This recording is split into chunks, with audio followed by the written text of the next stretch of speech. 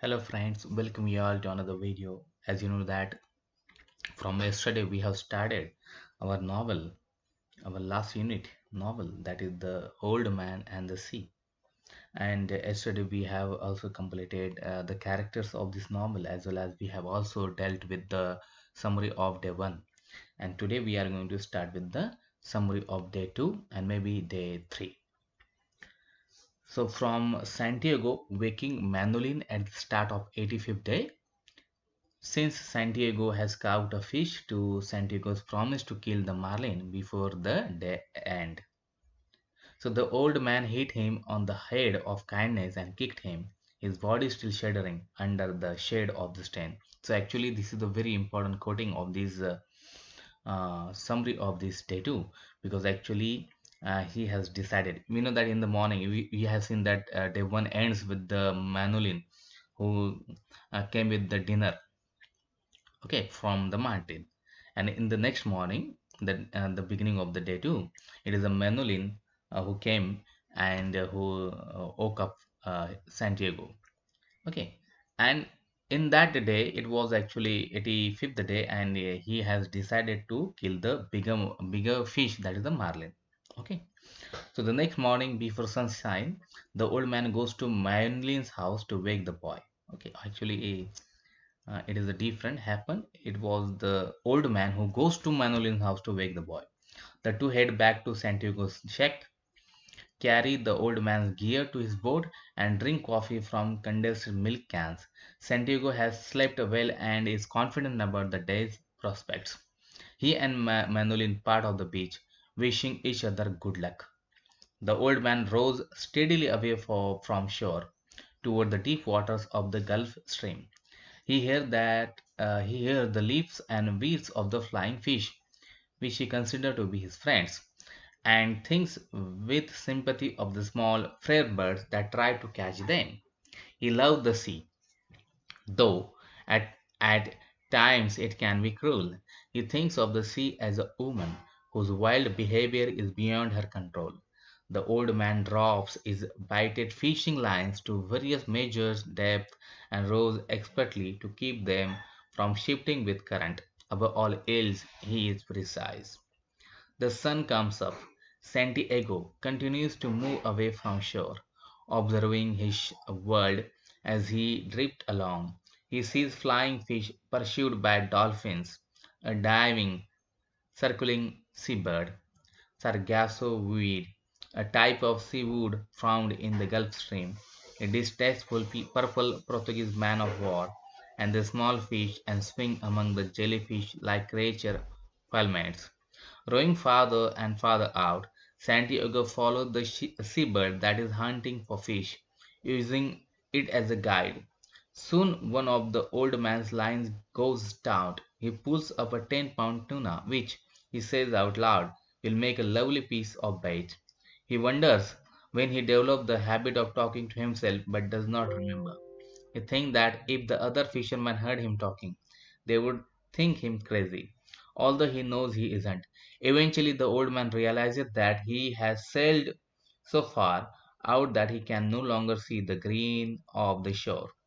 When the projecting stick that marks the top of the 100-fathom line dips sharply, Santiago is sure that the fish tugging on the line is of considerable size, and he prays that it will take the bait.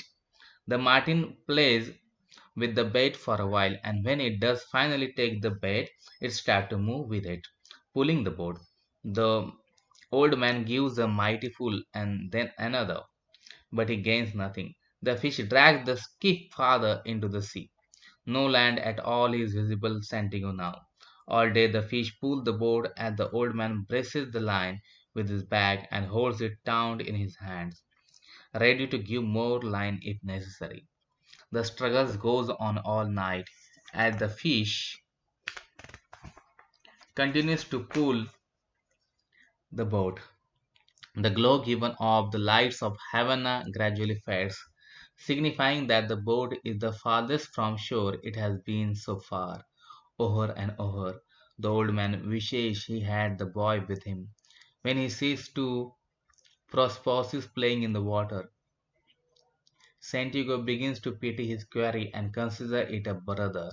He thinks back to the time that he caught one of pair of marlin. The male fish let the female take the bait.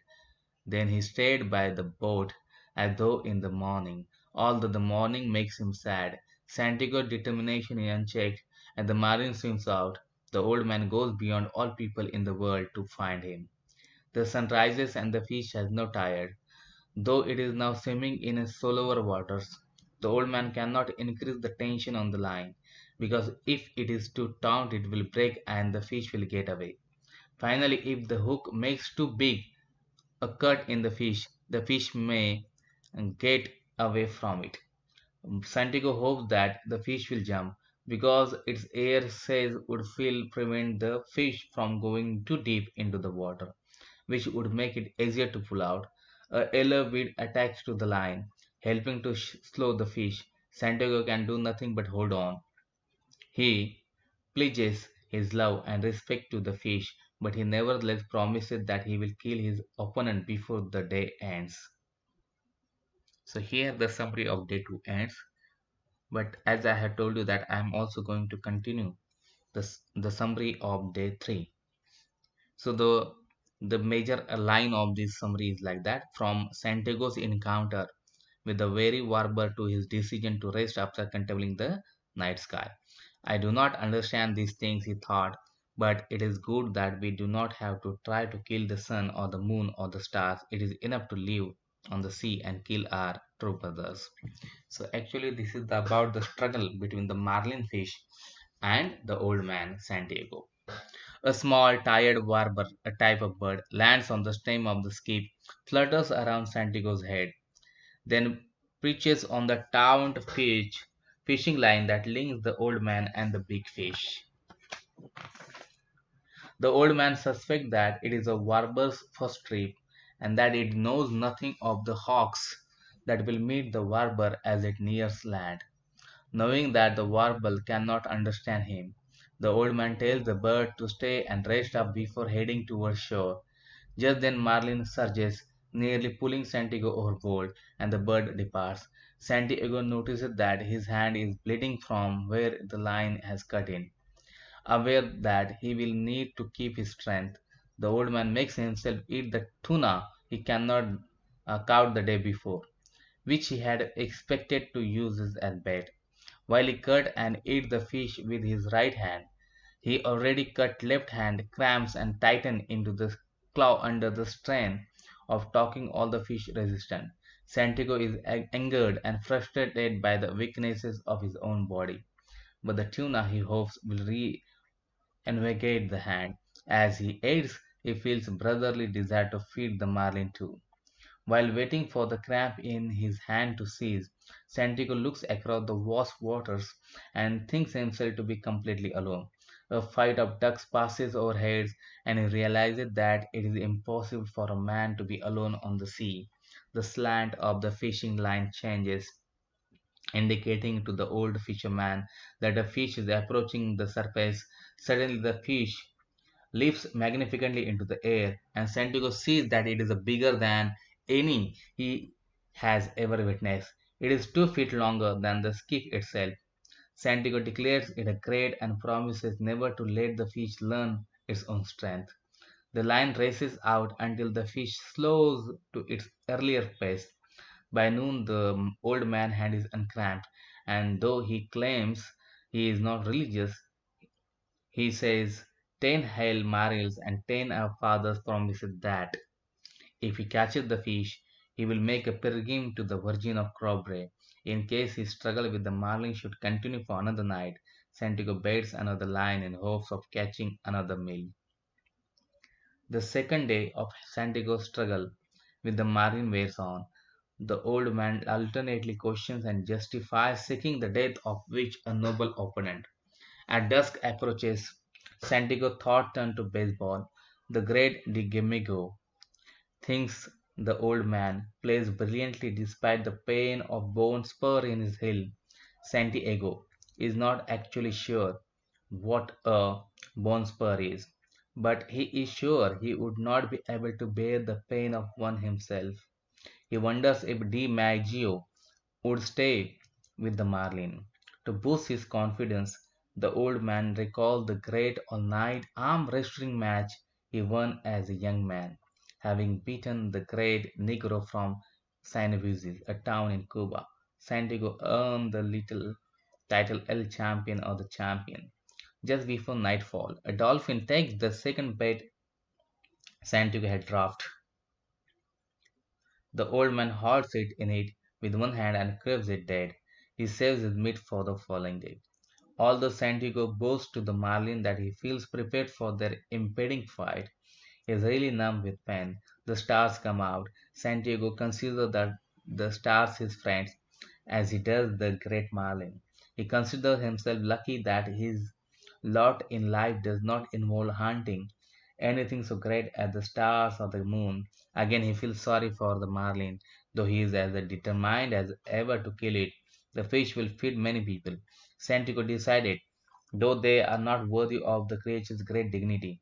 By starlight, still bracing and handling the line, Santiago considered reaching the oars so that the fish will have to pull harder and eventually tire itself out. He fears this tragedy would ultimately result in the loss of the fish. He decided to rest, which really just means putting down his hands and letting the line go across his back instead of using his own strength to resist his opponent. After resting for 2 hours, Santiago chastises himself for not sleeping, and he fears what could happen should his mind become unclear. He butchers the dolphin they carved earlier and finds two flying fish in its belly. In the chilling night, he eats half of a fillet of dolphin meat and one of the flying fish. While the marine is quiet, the old man decided to sleep. He has several dreams. A school of prophecy leaves from and return to the ocean. He is back in his hut during a storm, and he again dreams of lions on the beach of Africa. Christ, I did not know he was a pig. I will kill him though, he said, in all his greatness and his glory. Santiago's explained to Christ and the laudatory phrase his greatness and his glory link the fish faith to Christ because Santiago declares the marlin is a true brother. He implied that they share a common fate when later in the book sharks attack the marlin carcass, thereby attacking Santiago as well. The sense of alliance between the old man and the fish became even more explicit.